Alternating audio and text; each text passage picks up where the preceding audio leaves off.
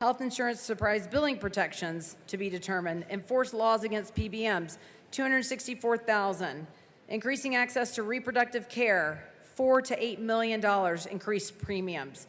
And the list goes on and on, people of Colorado. So when they say it's barely going to increase it, the total for all of these is $1.168 billion to increase your premium costs. Does that sound like pennies? Doesn't sound like pennies to me. Also, we can make sure we give no premium costs to 6,000 people in the state of Colorado. And let's talk about a law memorandum that I got to talk about whether this bill is constitutional.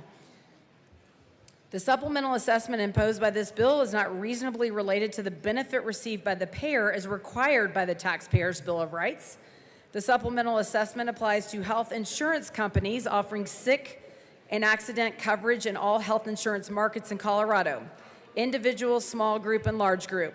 Yet the resulting revenues are used almost exclusively to support the individual market. As such, the fees and supplemental assessment do not benefit group health insurance and insurance companies that do not operate in the individual market. Relatedly, the bill's legislative declaration states that enterprise fees and assessments are imposed to defray the costs of providing business services to the carriers, health insurance companies, and hospitals that pay the fees and assessments and are collected at rates reasonably calculated based on the benefits received.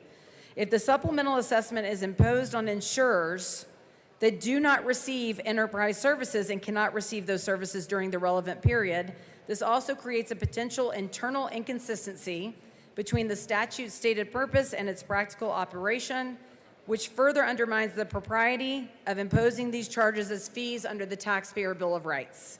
Finally, the supplemental assessment in particular operates as a penalty against certain health insurance companies, which raises due process and policy concerns. Taxpayer Bill of Rights and enterprises. The Taxpayers' Bill of Rights amended the Colorado Constitution to require voter approval for taxation, and we get away from that by decreasing and calling them fees to under $100 million. Colorado Constitution, Article 10, Section 20. At the same time, enterprises are permitted to collect fees for services provided to an enterprise without voter approval. Although the Taxpayers' Bill of Rights generally requires voter approval for any new tax rate increase, or extension of an expiring tax, the Colorado Constitution is not defined in the Taxpayer Bill of Rights. Instead, courts have considered the difference between fees and taxes.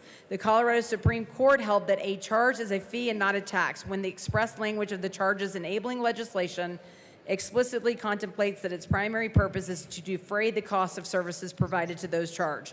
We have it in Barber versus Ritter, where they found that even before the Taxpayers' Bill of Rights was passed, the Colorado Supreme Court distinguished between special fees or special assessments and taxes and clarified that fees must be reasonably related to the cost of the particular government service being defrayed.